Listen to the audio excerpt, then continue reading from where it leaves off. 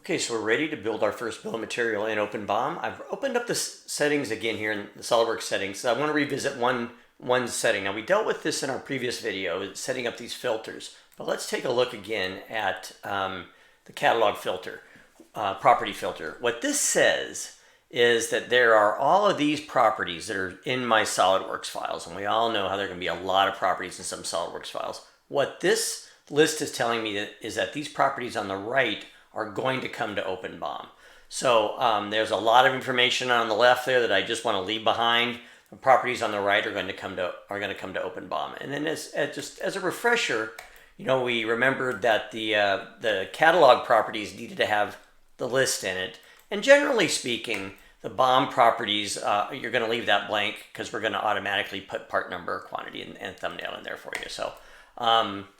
So with that, we've got our settings ready to go. You can watch the earlier video if you wish. We are going to click up here in the upper left. We're going to click the BOM command. And there'll be a dialog that comes up and tells us what's going to happen. We're going to send our items to the SOLIDWORKS items catalog. That's what we want. And we are going to create a new bill of material. So let's see what that looks like now.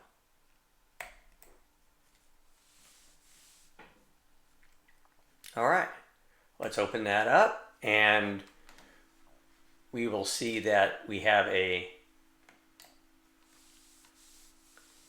bill of material for that top-level assembly that is multi-level. And we did check the multi-level box, so we have our indentation here.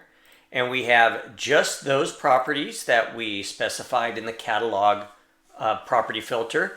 And then we have the other three that we know were automatically always inserted into the BOM. They are part number, thumbnail, image, and quantity. So that's exactly what we were expecting.